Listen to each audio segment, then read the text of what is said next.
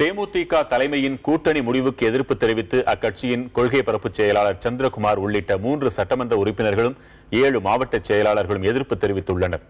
சென்னை பத்திரிகையாளர் மன்றத்தில் செய்தியாளர்களை சந்தித்த சந்திரகுமார் உள்ளிட்ட தேமுதிக நிர்வாகிகள் அதிமுக அரசை வீழ்த்த வேண்டும் என்றால் விஜயகாந்த் தமது முடிவை மாற்றிக்கொள்ள வேண்டும் என்று வலியுறுத்தினர்.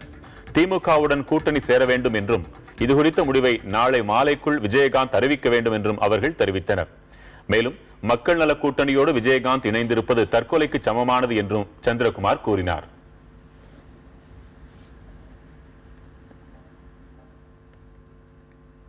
நான் மட்டுமல்ல, தமிழகத்தில் இருக்கின்ற ஒட்டுமொத்த தொண்டர்களும் இன்றைக்கு எங்களிடத்திலே குமுறுகிறார்கள், கதறுகிறார்கள்.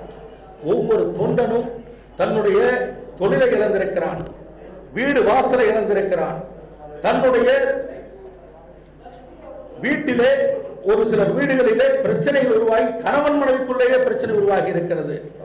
தாலி கொடியை கூட விற்று இந்த இயக்கத்திற்காக செலவு செய்திருக்கிறான். இன்றைக்கு இந்த இடத்தில் அமர்ந்திருக்கிறேன்.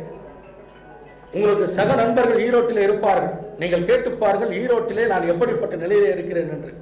ஒரு எம்எல்ஏவுடைய நிலையை இப்படி என்று சொன்னால் சாதாரண கட்சிக்காக உழைத்த தொண்டனுடைய நிலை எப்படி இருந்திருக்கும்? இதற்காக நாங்கள் கேப்டனிடத்திலே வேறு எதையும் கேட்கவில்லை.